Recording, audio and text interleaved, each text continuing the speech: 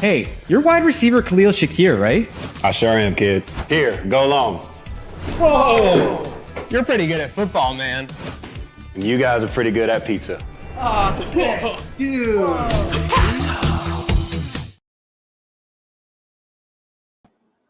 What is up, everybody? Welcome to this Trainwreck Sports podcast where we are here to pay the bills. Jake Majka on a Victory Tuesday here, joined by my trusty co-host, Michael Parthum, as we are here to break down the Bills, thrashing the Titans, and traveling out west this week for a date with the Seattle Seahawks and Mike, confirmed after we got off the postgame Sunday, a date with our good old friend, at least if you're watching on TV, Thomas J. Brady.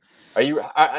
We'll get into that later on as we're going to be watching at home. I'm sure it won't be infuriating for Bills and Seattle's good friend country. Too. If you didn't remember that particular Super Bowl. What? Neither fan base is going to want to hear this game. I'll put it on mute. Maybe I'll try to turn up the radio, listen to Chris Brown. Yeah, exactly. I try to do that like every couple weeks, and it never works. It's the syncing. Sometimes it works, sometimes it doesn't.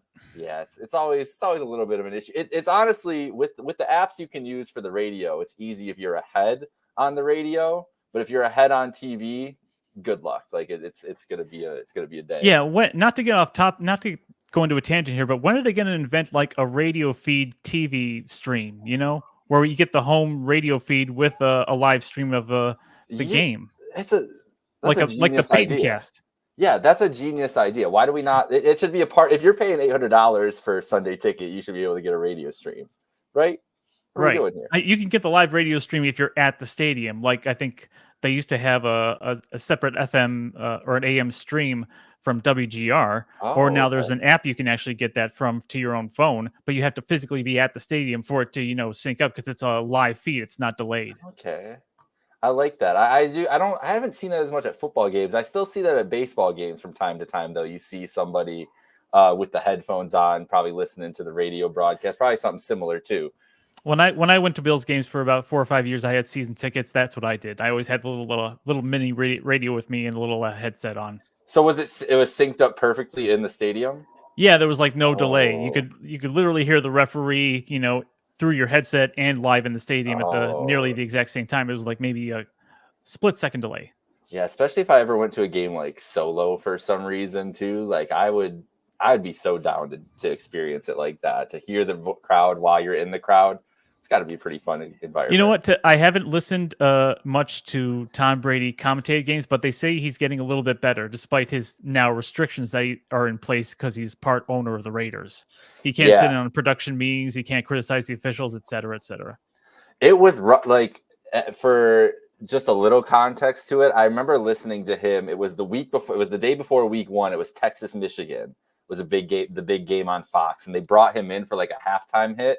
And it was bad, man. Like you could tell how nervous he was. Like that was the big thing. I was like, damn, Tom Brady's nervous about this. But it makes sense. Like it's hard to talk in those little sound bites. And obviously any broadcaster, we have great respect for broadcasters here, just obviously doing our podcast at home and everything else. But it's game play-by-play and color commentators. They'll tell you how hard that job is in that real time. He definitely sounds a lot more comfortable than he did a couple weeks ago. But this will be my first full Brady game experience. So we'll see, man. We'll see if it's grating to the ears for us as Bills fans. But we'll get into that, I guess, a little bit more later on. Maybe not. The Bills had a huge win on Sunday afternoon, destroying the Titans. The offense came alive. The defense, it was a good day all around. I don't think there was any particular one standout, but it was just a solid day from the unit all around. But the offense is really the story of the day because specifically the passing game came alive, Mike, with Cooper, getting a decent amount of snaps in his first game and obviously producing, getting a touchdown. The Keon Coleman breakout, Shakir producing with an injury. It was a lot of good to take away from it. But what was your biggest takeaway from Sunday's victory? Over let's Titans? First call it what it was. It wasn't a good game. It was a good half because, like, I guess you could say in so many words, they had us in the first half. Yeah, they had us the first half. I'm not going to lie. It was a tale of two halves for sure. I've got the breakdown here, and there's more to go into on both the offense and the defense. But here's Josh Allen, 4 of 11, 65 yards, no touchdowns in the first half. Then he comes out 17 of 22, 258 yards and 2 touchdowns in the second half. The wide receivers themselves, 6 targets, 2 catches for 50 yards. Then they come out the second half between the top 3 receivers. It was Coleman, Kincaid, and Amari Cooper. 15 targets between them, 13 catches, 206 yards, and a touchdown. The offense as a whole, 90 net yards, only 7 points, 0 for 5 on third down, and they started with 3 consecutive 3-and-outs. They hadn't had more than 2 consecutive all season. Then they come out the second half, nearly 300 net yards, 27 points, 3 for 5 on third down, and they start their second half with 2 touchdowns and 2 field goals. I mean, it was. We've seen that we touched on this right after the game. That I wish I had time to find some kind of a first half, second half total season breakdown on the Bills, but it seems like they have a habit of doing this. And Peyton Manning and other players and other people have said, well, there's no such thing as halftime adjustments. I would beg to differ. I mean, you can make in-game adjustments, but having those 15 minutes to pour over, snapshots and all 22s and not have to be interrupted by having to go out and do the next drive, that has to, contribute a little bit of something when you have coaching staff that can see what's going on and know how to. They have playmakers to make adjustments with, and they know what to adjust with, right? I always thought Peyton was pretty full of crap every time he brings that up. I think he's just trying. I think it's kind of like keeping kayfabe a little bit for Peyton. He just wants to be like, no, we just go out there and don't let him know what goes on in there. Don't let him know the secret sauce. The reality is there's adjustments going on, as you were just saying.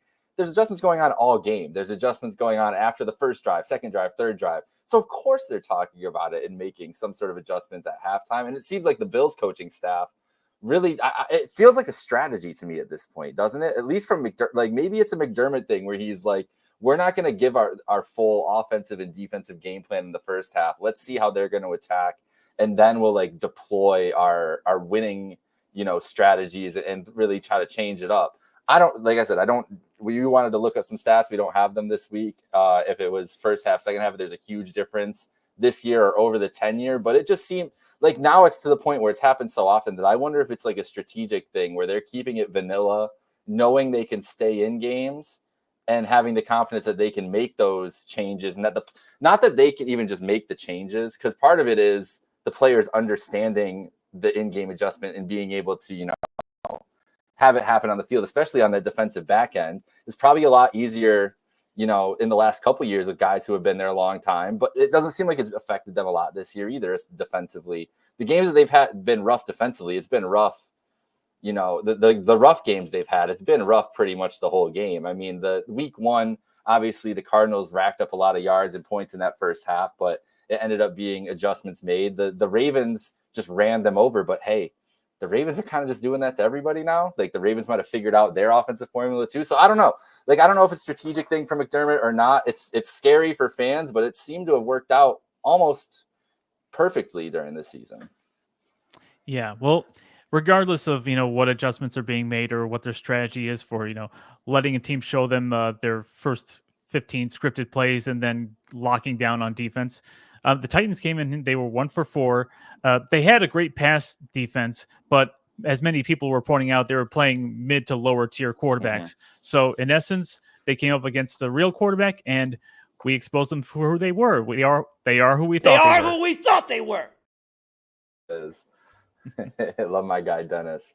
Yeah, this was not a surprise, and even fans that were a little scared, it being Mason Rudolph instead of Will Levis, is that going to, it's going to lower the risk profile for this team? Is that better for an upset? And yes, it probably would have been, but it didn't matter who was playing quarterback on this day. Well, I mean, I guess it could, if it was like, Patrick Mahomes or something, probably would have been a little different. But for the Titans on this day, between those choices that they had, it wasn't going to matter with this Bills team. The scheme that they had defensively, they were ready.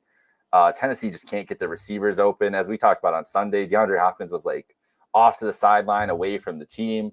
It's a lot of bad vibes in Tennessee. So the Bills, you have to give credit where credit's due, though. The Bills go out and take care of business against a bad team. They didn't mess around with them, once it came down to it. In the first half, they messed around a little bit. Second half, they locked in. They handled business. It's a 24-point win. And that's what you want to do against the bad teams. It just feels like a lot of the discussion we're going to have around the Bills won't matter, even if they beat the Chiefs, because of who the 2 early losses were to this year, that there's going to be so much unknown.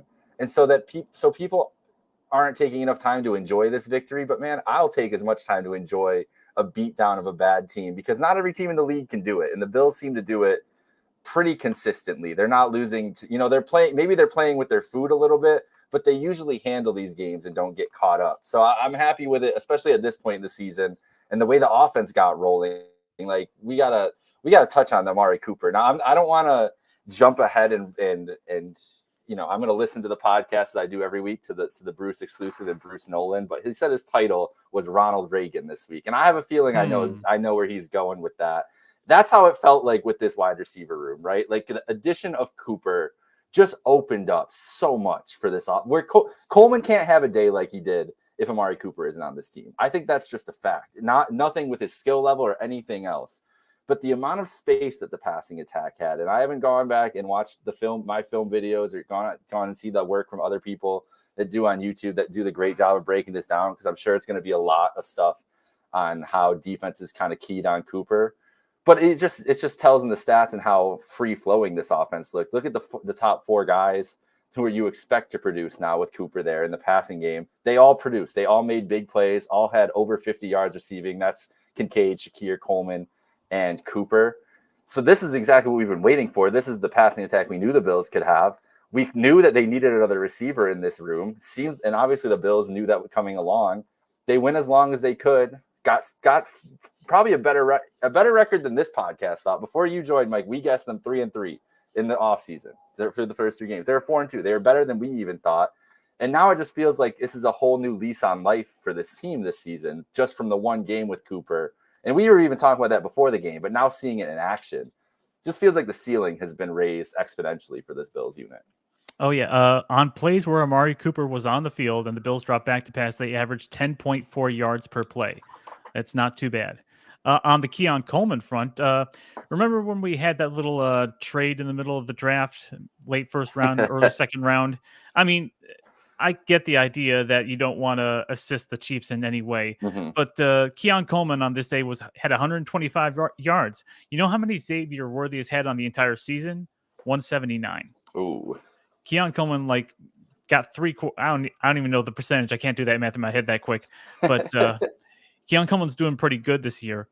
Let's see what else. He's currently 3rd in the NFL in yards per catch this season with 20.4. And I'm sure this 125-yard day has a lot to do with it. It's interesting to note that we've heard that both the offensive quality coach DJ Mangus and wide receivers coach Adam Henry both put in extra hours with Amari Cooper this weekend, like late nights and early mornings, to help him get him up to speed with the playbook. Even then, he had to have a bit of an assist from Keon himself, telling him, "Oh, you got to go that way on this play." And lo and behold, he gets a touchdown out of it. Go figure. You mentioned Kincaid. 2 very clutch catches in the second half, both on 3rd downs. Both of those drives led to touchdowns.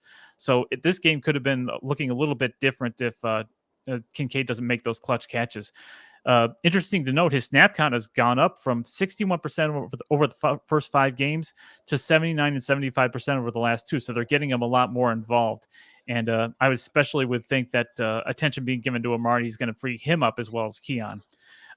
Khalil Shakir, for as good a game as he had a pretty quiet game. I don't recall any. He did his usual, shimmy and shake and break some tackles on the catches he had. But he's leading the league in EPA per target, so he's having a very productive season on his own. Yeah, that's a great point that you mentioned about Kincaid with the snaps. I had that marked down too, with the way that can't be understated to how the passing attack has looked. Because if you've just watched Kincaid and Knox this year, it's clear who the better receiving target is. Maybe Knox has the higher ceiling as a blocker, and Kincaid still has some work to do in that area. But Kincaid is just so fluid and has such great hands that Knox just hasn't shown in the last couple of years. So I love to see that. Did you see the stat about Khalil? Did you just mention about Shakir with the catch rate he's had? I'm sorry if I missed that. I want to make sure we caught that. Shakir is, I don't have the stat in front of me right now, but I think if you go to Pro Football Reference on his catch rate on 28 targets, I believe he's caught 27 balls. And the next highest wide receiver is Rashee Rice at 82%. I'm going to look this up just so I can make sure. I'll trust your eidetic memory.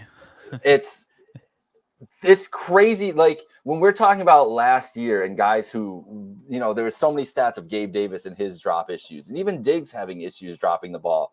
To see why they wanted to increase the load that they put on Khalil Shakir, it's obvious. It's because Josh Allen is a guy who, let's face it, it's probably not fun catching a ball from Josh Allen, as we saw from Cooper on the first play of the day. Live bullets. These aren't 10-yard wimpy passes that don't go past the first down marker. Yeah. Oh, exactly. yeah. I've actually got to close my hands a little bit quicker next time. Okay.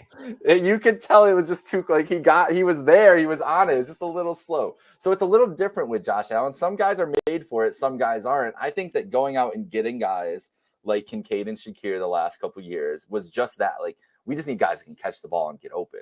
Like, we don't need explosive playmakers. We don't need crazy athletes. Now, taking the swing at Coleman was a guy like, let's get a guy with the freak athletic upside, but also the contested catch ability, right? Like a guy that could go up and maybe he's not going to separate. We have these two separators, one that we know is an elite separator. Let's go got to get a contested catch. And now Cooper comes in and it's kind of just, everything about it. Had a nice contested catch in this game, a little back shoulder throw from Josh for a first down.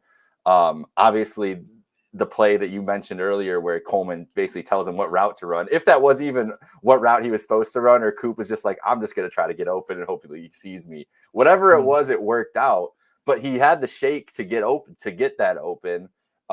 He's shown good stuff on tape this year. It just feels like a complete unit finally. And I like the vision. One little tidbit about that particular pass. Josh Allen's touchdown pass to Amari Cooper was his first completion to a wide receiver drafted in the first round since Kelvin Benjamin.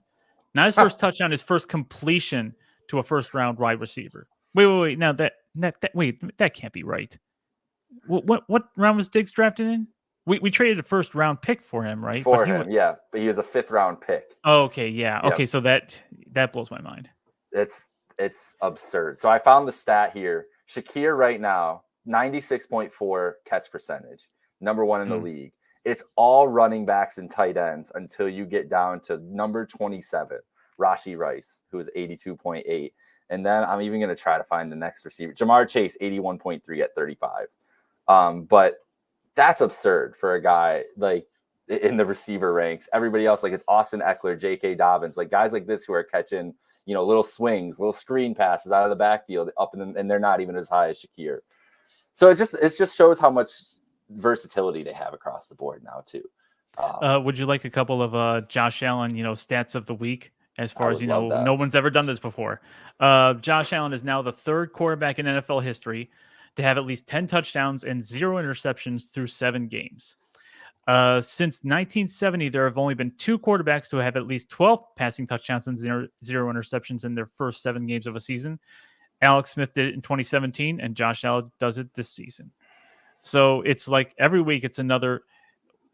Where did this efficient, no mistake Josh Allen come from? I mean, we've obviously seen, the naysayers and the Josh Allen haters are going to point out the turnover-worthy plays where he throws it to a receiver, to a defender, and it drops out of his hands. So you could call Josh Allen lucky on that play.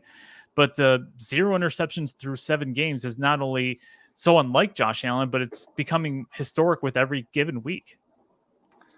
It's crazy to me because Josh seems to be able to do this like for certain stretches where he just kind of puts his mind that I'm going to do this one thing, and then it just kind of works out that way. And this year it's been, I'm just not going to throw the picks. Like I'm just going to be smarter. I think he's living, and it's partially because due to the team construction. We'll see how it looks like with Cooper fully involved in this offense, but they haven't been able to create a ton of explosives, right? And so without him really with the way the offense is set up, it's not like they're looking for those explosives either. So I wonder if it's just kind of like a combination of him knowing I can't do last year again. That was definitely a conversation over the summer, and we could talk about it and say, oh, we'll take the turnovers with the TDs. I will gladly take the turnovers with the TDs. We've said it on this podcast before, but there was 100% conversations all summer about Josh. We need you to take care of the ball more. We need to take care of the ball more. We need to take care of the ball more. Maybe this season it clicked with him because he didn't think they were going to be as explosive. Because he heard the same thing last year. It's not like he didn't have turnover issues 2 years ago either. They wanted him to take care of the ball more last year. It didn't end up working that way. And so I wonder if it was part of him understanding the role he needs to play in this offense it's going to be less explosive. We're going to have less chances with the ball. We need to maximize our opportunities. And he really took that to heart. And now this is what we're seeing is the total package of him turning into just all of a sudden, I don't know, like Aaron Rodgers from his prime is essentially what he looks like at this point. But it's just wild to me because I think he's so talented that he can do this on any given year. He can kind of change his style and commit to one thing. But is it hurting him from not being able to make those explosive plays? It didn't look like it against the Titans, but obviously, even though as we said, they were the first ranked pass defense coming into the game, it's not one of the elite defenses they're going to be playing when they need these games later in the year. So I'm interested to see how it turns when Josh, is back in those high pressure situations, late November, December playoff time. But I think it's a concerted effort from Josh and just part of, the strategy that this team had to attack defenses this year. I would be curious to see how many of those interceptions last year were on targets intended for either Diggs or Davis. I'm not saying implying anything by it, but maybe he was having a little bit too much confidence in those guys, or maybe he was trying to go to them a little bit too often, trying to force it. And that's where this, everybody eats slogan came out of, where, stop trying to force it to one or two guys and just find the guy who's getting separation or getting open. I definitely think there's something to that. I think just in general with last year's team, we won't touch on this for long. With those two receivers in particular, though, his headspace was different because it was Gabe in a contract year. So he probably wanted Gabe to be around. They're friends. He came up with him, whatever. So he's trying to get Gabe his touches, get him paid. And he knew how unhappy Diggs was. So trying to keep him happy, do all that. It's a lot for a quarterback to go through when it comes to this year. And everybody eats being a mantra. It's not just on the field, I think, but like philosophically for the quarterbacks and the receivers, like as their mantra every day, where it's like we can't, like, nothing will flow if we don't act like this is it. Even if Amari Cooper becomes clear in a way the best option, we cannot be a game where we're just forcing 15 targets to Amari Cooper. And maybe it's a philosophical thing that they're trying to drill into their heads, some kind of like sports psychology as much as anything else, because clearly this team it's a different vibe and different chemistry than it was the last couple of years. So try to come in with the new, out with the old type of thing. I don't know. It's interesting. I can't wait to read the books about this era of the McDermott Allen era of teams from our great writers, who I'm sure I said, I don't know if you were on this pod a couple weeks ago. It was before the season. I said, who's going to be the first Bills reporter to write the book on the Allen McDermott era? I think the two favorites handicapped, because I think you're the perfect person to ask this. But I think the top two favorites would be Tim Graham is probably minus like 150, 200.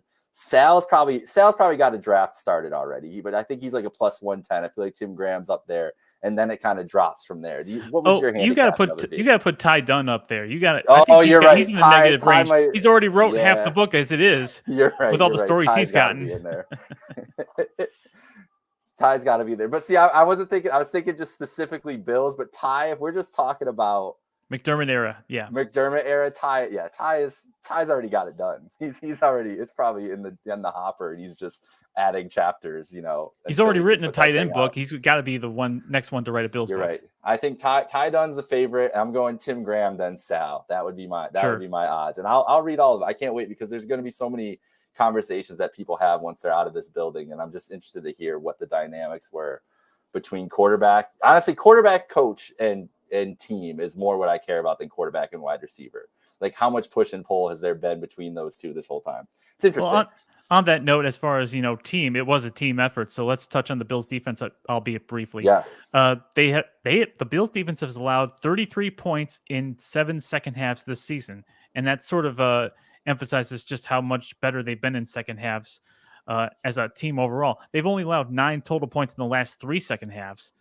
So whatever adjustments they're making them across the board, not just on one side of the ball. Groot in particular had a great game. He had a half a sack, 6 quarterback hits is the most for one player in any NFL game over the last 2 seasons. Overall, they registered 39.5 pressure percentage, and Groot led them individually with 25.6 of those. Also of note, Dwayne Carter, the 95th overall pick, he's leading defensive rookie defensive lineman, I should say, with 3 tackles for loss. And as far as the tale of two halves, they allowed 217 yards in the first half and only 72 in the second. And all those second half drives resulted in 3 punts, an interception, and that big stop on fourth down to actually start the second half, which I think was a big momentum changer. Definitely, it was Groot's best effort since game one. Really, it was consistent, and this defense. They can do this week by week. I really think that this is a performance that they can replicate when they're at full health. We'll obviously know more about Bernard going later into the week, the status of him as he went out of that game a couple times, and then it came back. But yesterday, McDermott was kind of coy about the Bernard situation and the Samuel situation, honestly. So we'll know more from practice on Wednesday, Thursday, Friday. Obviously, the guys have off today. It was amazing that he came out from injury and came back in on 2 occasions. Like the second time he came back in for maybe 2 or 3 plays, but they said, you know what, we got this game in hand. You could just sit this one out and we'll reevaluate. What a beast. The adrenaline had to just be pumping and he just was ready to roll. But let's get into some Seahawks. Let's get into some preview here before we wrap up. Can we briefly get into some complaining about the officials and the over-officious jerks here? You over-officious jerk! Of course. So speaking of Terrell Bernard and his injury, I believe there was one of his injuries, and I have to say one of them because I can't be. There's more than one to be specific about. There was a play allowed on a false start that resulted in one of his injury going out with injuries that day. I mean, if there's a false start, apparently play should be blown dead. If I'm not mistaken, right? Yes. And there's also that Keon Coleman denied touchdown catch, which I thought was a touchdown catch. I didn't hear anything about it being reviewed until I hear the officials saying, after review, the ruling is reversed. I thought he got 2 feet down. I thought he had control of the ball, but whatever. But then there was also a defensive pass interference call on Rasul Douglas, where he's basically trying to fight for the ball just like the wide receiver. He almost has a play to make the interception because he's just trying for the ball, and they just call him for defensive pass interference, and we're all going, what call is that? What kind of a call is that? So it wasn't the Flag Day fest that it was against the Jets the previous week, but once again, what do you expect from NFL officiating? It's a mess, man. And I thought the same thing with you about the Coleman catch, non-catch, whatever we're going to say. I mean, it wasn't a catch officially, but it looked like a catch to me. Talk like a catch, walk like a catch. But this league, they make that catch rule so ambiguous so that they can, do what they need to do with it. I don't understand the bobble rule at all anymore, though, because it didn't look like he ever. They'll say this. They'll say, did he readjust his hands or did he bobble the ball? And to me, I'm just like, what? Like I know what the difference they're saying is. But to me, it looks like he just got a better grip on the ball and still went to it. Yeah, I thought they adjusted the rules to allow for, being able to reposition the ball to get a better grip on it and not count as bobbling. Sorry. I agree. No, I thought that was the same rule. Shout out Joey. Thanks for joining along here. That's the thing. That's the thing. As we transfer to the Seahawks talk here, not to interrupt you. 12th man mafia in the house. Yeah, the original 12th man, not the damn Seahawks. I think where was it the 12th? The idea of the 12th man, Ray J, was that Texas University or somebody? A&M. Yeah, Texas A&M is the official all right. trademark to the 12th man, and then everybody else just kind of like. Yeah, but when did Seattle start officially using it or emphasizing it? Because we've had 12th man on the Ring of Honor for like going back to the 90s, I believe. Yeah, I don't know. Let's see. The Seattle 12 man. They retired. I don't know if this is official though. They retired the number 12 on their website. It says in 84 but I don't know if that's when they official became. All right, let's see here. 99, 2006. Yeah, it was more like the 2000s was when it became popular. Is really what it says. But the origins of A&M had it was literally 1921. That's when they started. And okay, so they can have it for college. Yeah. We could say we had it for football, pro football first. I'm with that. I think this is or if we want to, let's just put it on the line right here. It was 92 that the Bills put the 12th man championship belt on the line. I like it. Exactly. I want the ref to hold it up at the coin toss. The Bills did it in 92, so it was probably right around the same time. Probably, but we're going to give it to the Bills. We're going to say I saw the 2000s in this Wikipedia article about the 12s for the Seahawks, so it's the Bills. 100%. Well, Yeah, I mean, Joey we've kind Fisher of replaced that. confirming A&M, Yeah, Texas A&M. That's right. We've kind of replaced it with calling ourselves the Mafia anyway. I don't think. It's true. I mean, 12th man is up there, but we don't really refer to ourselves as the 12th man that much. Seattle's pretty much said it so much that it's you might as well let them have it. We can call ourselves the Mafia. We like that better anyway. Yeah, will this new stadium have 12th man anywhere? Do you think they'll just have Bills Mafia somewhere? I guess probably just Bills Mafia. Probably Bills Mafia all over that new stadium, honestly, if we're being real. Oh, sure. They got that license to it, so I'm sure it's going to be. Well, sure speaking of Seattle, they're coming off a beatdown of the Falcons themselves, 34-14. Whew. That snapped a 3-game losing streak. They were on a bit of a turn there. Their offense is sneaky good. Number one passing offense, 271 yards a game. Geno Smith is leading the league in passing yards overall, 1,985. He's sixth in quarterback QBR, I should say. By the way, guess who's number one with 77.6 in QBR? Josh Allen. Thank you very much. But Geno Smith's fifth in EPA as well, so he's not doing too bad for himself.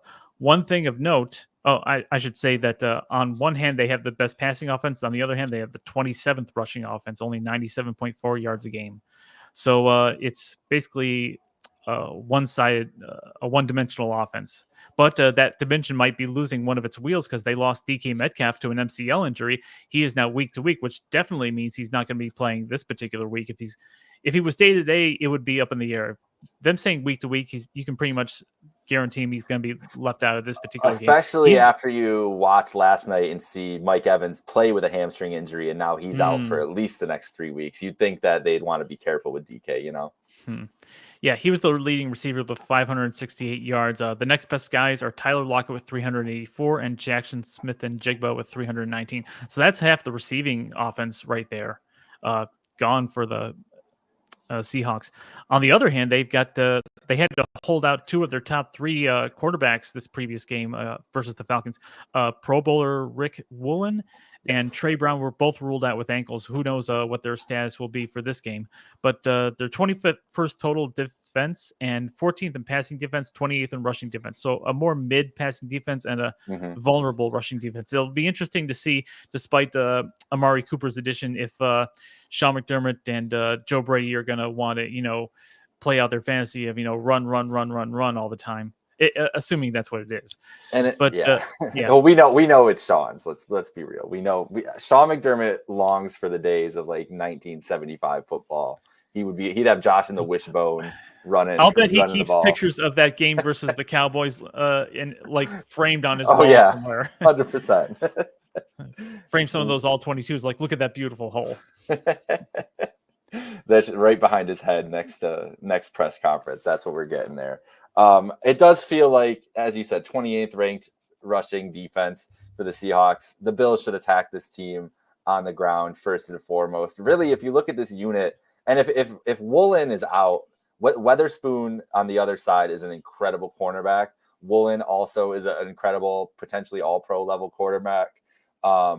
This team, that's their strength, though, is their secondary. They have studs in the secondary. They're pretty weak in the front seven, talent-wise, for the Seahawks. So bringing in Mike McDonald this year, the youngest coach in the NFL, was the defensive coordinator for the Ravens the last couple years.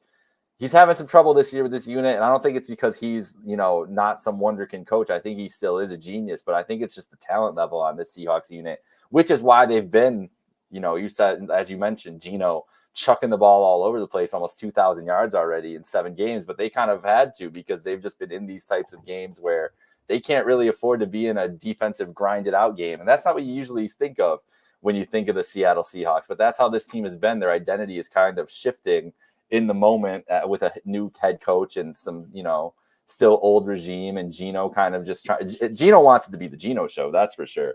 One thing about the offense too, they've let up the 4th highest pressure rate for the entire season. So it hangs around about 40%.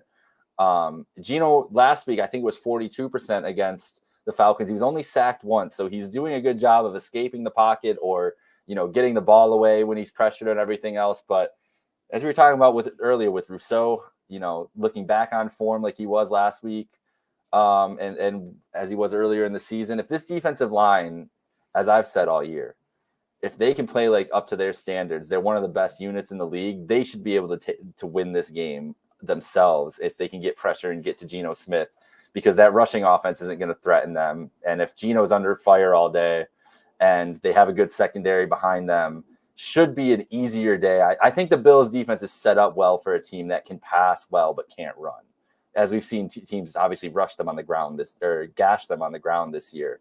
But this feels like it plays right into the Bills' hands, just the whole matchup between the rush defense of the Seahawks and the lack of running game from the Seahawks. Well, it's interesting to note, you mentioning they might want to attack this vulnerable rushing defense against the Titans. The Bills started out of all their offensive drives. 4 out of the 5 drives that they started with a pass, they ended up scoring touchdowns. All the other drives where they started with a run play, 1 field goal and punts. So I think it behooves the Bills to come out swinging, even though the passing defense might be a little more stout than their run defense. Yeah, and even 14th is not like that shouldn't scare you away. Like it's not the type of unit that you should avoid it the whole time. So I mean, those are if that's the Legion of Boom ain't coming through that door. Exactly. If that's the trend with and the Marshawn offense, Lynch isn't going to be causing any quakes. We need Marshawn in the stadium though. He's got to be there, right? Well, if he's going to be there, he's going to be in Seahawk gear. He'll be in Seahawks. That's where he made his name. Yeah, for sure. But I just need him in the building. So we could have Marshawn Lynch and Tom Brady, same broadcast. Be electric. What more could you ask for? It is going to be really weird listening to Tom Brady call Bills. Do you think they invite Marshawn into the booth with Tom Brady? Please. Would that be the Please. Oh, that would be electric. That would be amazing. I can't wait to hear Tom talk about Josh Allen, though. I'm very excited to hear him just kind of gush about Allen because I'm sure that he loves him and loves everything about the way he plays. But I'm excited to hear him give his thoughts during a game on what hopefully Allen's not, throwing 4 picks or something in this game and then Brady's just on there roasting him. That's the last thing anybody wants. But I'm hoping nice to hear to have, some good stuff, a famous color commentator, gushing over our quarterback as opposed to Collinsworth gushing about another quarterback we could mention. Who, by the way, has 7 interceptions on the year. Yes. Still the MVP favorite, though, somehow, some way. Of course. It's pretty crazy. But I feel good about this matchup. Go ahead. You got something? I will say that Lamar Jackson, after seeing his performance, he seems to be earning his supposed MVP candidacy this year a lot more than last year. Yeah. It helps when you have elite talent on your team. And everybody knocked Lamar for that the last couple of years, or it was used against him that he couldn't elevate guys. But Mahomes has had Kelsey the whole time. Obviously, the Bills had Diggs for the extended time. And now I would say, honestly, if this is the unit they got, it's an elite unit. If it plays up to this standard the whole year, Cook is a budding superstar running back. We hope the same for Kincaid, and Cooper has obviously been that guy. They got a bona fide superstar finally on that offense with him. It's not a receiver. I mean, don't get me wrong. Zay Flowers is, a high above average wide receiver trending towards a great wide receiver. But having Derrick Henry lighten that load on Lamar for how much he has to work in the rushing game to get it going, it just has opened up so much more for him, man. I never thought Derrick Henry would be this good. I thought Derrick Henry was on the wrong side. It was a downturn, anything. So it's been amazing to see. But yeah, it's helped Lamar a lot. But Lamar has just been awesome too. There's no shade to Lamar, no nothing. He's been incredible all year, and that team is a wagon. With Amari Cooper and a healthy defense, save for Milano, who wasn't going to come back anytime soon, how much difference do you think that game against the Ravens would have been? I still think they're getting gashed on the run. I think that the Ravens are doing that to everybody. The Ravens knew what they were doing from the very first play. Yeah. If Taron Johnson is in, maybe it helps a little bit, but I still think Henry gets well over 100 yards, and the Ravens are controlling the pace of that game. That with the game plan they had, maybe the Bills have some more offense. Maybe it's 28-17 instead of 35-10, something like that. But nah, that was the Ravens' night that night. And it might be their year. I mean, they look like the best team. And if our power rankings and all the power rankings in the world might not bear it out, and they've obviously lost the game head-to-head week 1, but I would put my money on the Ravens. They're a toe away from beating the Chiefs. Yeah. And save for a bad game against the Raiders, they'd be undefeated. Yeah, it's crazy. They've looked like the best team in football to me, honestly, if outside of the NFC North, which might just, who knows, that's a crazy division right now if you look at that calendar. But yeah, it's going to be fun race in the AFC. It's been fun to start with the hierarchy of these teams. The Bills, they lost those 2 chances to get games up on teams that they're going to be competing with all year. That sucks. So you have to go get these wins. It doesn't matter if it's AFC or NFC. You got to stay. The overall record has to stay in line with the Ravens and Texans all year for a chance at one of these higher, and the Chiefs, obviously. So this is huge, and this is one of the tougher games they have on their schedule. I was the toughest game until the stretch of Kansas KC City, and yeah, easily. So can we get into some predictions? Yes. You want to go first? You want me to start? Let me see. So Seattle, I'm thinking a Bills win, but a tougher one than the Titans. 20. We're always picking like in the low 20s. It's so, and here the Bills go out and they get like 30 points and 40 points a game. It's like, let's stop picking these 20 to 10 games, but just to be on the safe side, Bills 24, Seahawks 21. Okay, so you got a close one. Maybe Bass makes the winning kick. Hey, he looked good last week. Looked confident in that. There we go. Nice ovation from the fans, boosting his confidence a little bit. He said that was big for him. Huge. And I saw after the game too, people like asking for autographs and hyping him up. That's what needs to happen. That's how you get a kicker back on track. It's all mental for this guy's clearly physically talented. It's all there. It's all mental for him right now. So if he gets in a good headspace, could turn it around, could become a weapon later in the year instead. I honestly think he's had one or two bad breaks, whether it's wind or bad turf or one or two just happened to be blocked. So obviously he had one or two really bad shanks, but I think he isn't as bad. It's not a good season for him. I don't think it's as bad as people perceive it. No, it's just people got to complain about something, right, for the team. So if he can be one of the targets where it's clearly something you can point at. You see the kicks happen all the time. Like, it's not like there's probably players on this team that have more of a reason to not, to be benched or something like that, but we don't get to see their rep every time, or you're not paying attention to it. You get to see every single Tyler Bass rep, high pressure, and judge him off of that. So it's a little different. But for this game, the Seahawks, I think the Bills, I'm with you. I think the Bills are going to score some points this week. I think it's going to be a 31 to 21 victory over the Seahawks. That's where I'm going with. So we're just one more touchdown than you. We're right in line, but I'll give the Bills one more touchdown and we'll give that a garbage time Seahawks touchdown. So I think the Bills are in control of this game. I think a couple turnovers from Geno, a couple sacks, but he's still able to kind of move the ball through the air, bend but don't break, gets to the end zone a couple times. But it's just not going to be enough against this Bills team. I think we go in, hey, if you would have told me heading into Miami at 6-2, would have taken it every time. Every time. I wonder how the communication is going to work, because in the friendly confines of the Ralph, as we all like to call it, Amari Cooper could, better adjust on the fly when he's trying to figure out what the play is. And now he's going to have a full week to, of course, get up to speed. But in that 12-man stadium where it's designed for sound, it's basically the 1 and 1A stadium for decibels right next to Kansas City, which I really hope that our stadium, once it gets off the ground, the new stadium is going to be right up there with them. I hope that was a plan for them, building that stadium to get that thing loud as hell. But yeah, the extra week I think makes all the difference in the world. So is our guy Joey. He said tomorrow week more adjusted for the Seattle game. Yes, I imagine Cooper's going to end up, by the time he's fully going, at like 80 to 85% of the snaps, and he'll be closer to that this week. I don't know exactly what he was at this week, but I think it was like 55 or something around there. That number is just going to keep going up. He's going to be more and more a part of the game plan. I can't wait to see it. It was an awesome to see in that first game. It was the best case scenario for the passing offense, at least in the second half, as you mentioned a couple times here. But yeah, we both got a Bills win this week. We don't have Carson here to pick the Seahawks, so I'm just going to assume that he did that. And Bunt's probably back on the Bills train and would pick a Bills win this week too. So I'm feeling good. I'm going to assume that for the guys. Bunt's at the Sabres game, I believe, and it's 0-0 after 1. Electric. So I'm sure he's having fun. He's having a great time. We miss the guys. We'll hopefully see him next week. But Mike Parthum, thank you for joining along tonight. We had a great time here, folks. We hope you did. Shout out to our sponsor, Picasso's Pizza. Get your pizza anywhere in the country at picassospizza.net. We paid the bills, folks. Have a great night. Go Bills. Go Bills. Let's go Bills.